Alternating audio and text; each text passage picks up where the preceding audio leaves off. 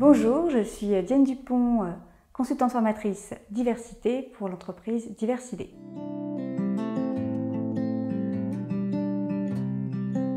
Alors le mot handicap en France est connoté très négativement. On pense forcément à quelqu'un qui ne sera pas capable de faire quelque chose, lié à une sorte d'incapacité. Donc forcément, vouloir déclarer son handicap, pour les personnes, c'est difficile, puisque elles vont avoir peur d'être stigmatisées, c'est-à-dire qu'on va les voir que comme des personnes en situation de handicap. Et comme en plus on a tendance à faire le lien entre handicap et incapacité, elles ont peur après qu'on considère qu'elles ne soient pas capables de faire certaines choses et qu'elles soient traitées différemment et donc discriminées par rapport à leur carrière, à l'embauche, à leur vie en général, d'où beaucoup de résistance.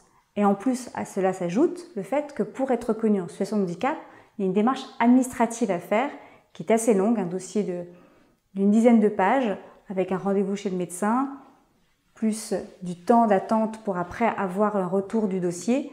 Tout ça ralentit et refroidit beaucoup de personnes pour pouvoir déclarer leur handicap.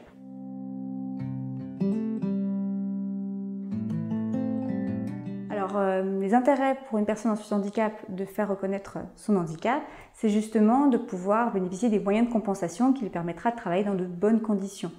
Il pourra par exemple demander des aménagements de son poste de travail. Par exemple, ça peut être une souris ergonomique, un fauteuil ergonomique, mais quand je dis ergonomique, vraiment adapté à ses besoins. Ça peut être une voiture automatique. Voilà, ça peut être très très varié.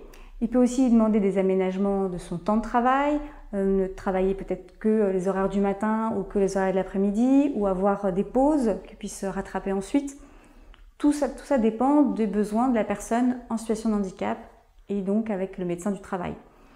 Autre chose aussi, le fait d'être reconnu en situation de handicap permet de pouvoir bénéficier des moyens de compensation qui sont prévus éventuellement s'il existe dans l'accord de l'entreprise, l'accord handicap de l'entreprise ou dans l'accord handicap de branche de l'entreprise.